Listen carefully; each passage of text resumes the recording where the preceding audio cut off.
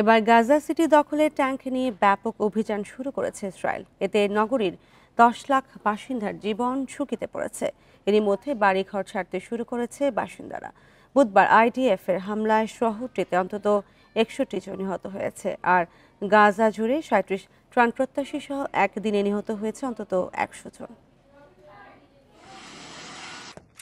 22 মাসের ইসরায়েলি তাণ্ডবে দফায় দফায় বাস্তুচ্যুত হয়েছে গাজার বাসিন্দারা। হামলা থেকে বাঁচতে উপত্যকার 22 লাখ বাসিন্দার অর্ধেকই আশ্রয় নিয়েছে গাজা সিটিতে। বুধবার গাজা সিটি দখলের ট্যাঙ্ক নিয়ে ব্যাপক অভিযান শুরু করে ইসরায়েল। এতে নগরীর 10 লাখ বাসিন্দার জীবন ঝুঁকিতে পড়ে। এরই মধ্যে ঘরবাড়ি ছাড়তে শুরু করেছে বাসিন্দারা। প্রথম দিনেই আইডিএফ এর হামলায় প্রাণ হারিয়েছে অর্ধশতাধিক ফিলিস্তিনি। ইসরায়েলি হামলার সময় আমরা ঘুমাচ্ছিলাম, কোথাও নিরাপত্তা নেই। আমরা এখন কোথায় যাব?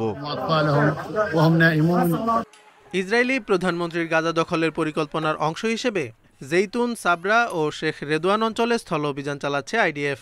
প্রথমে আপত্তি থাকলেও বুধবার গাজা দখলের মূল রূপরেখায় অনুমোদন দিয়েছেন আইডিএফ প্রধান আইয়াল জামির।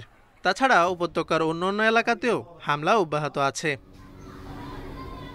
এদিকে ইসরায়েলের সাথে যুদ্ধবিরতির চুক্তির লক্ষ্যে মিশরে পৌঁছেছে হামাসের প্রতিনিধি দল। হামাস কর্মকর্তা তাহের আল নুনো জানান, যুদ্ধবন্ধ, ত্রাণ সরবরাহ বৃদ্ধি ও ফিলিস্তিনিদের দুর্ভোগ কমানোর উপায় নিয়ে মধ্যস্থতাকারীদের সাথে আলোচনা হবে। অপুষ্টিতে গাজায় আরও 8 জনের মৃত্যু হয়েছে। এই পর্যন্ত 106 শিশুসহ অনাহারে মারা গেছে 235 ফিলিস্তিনি।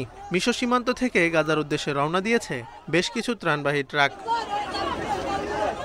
Zobayer Hossain, independent news.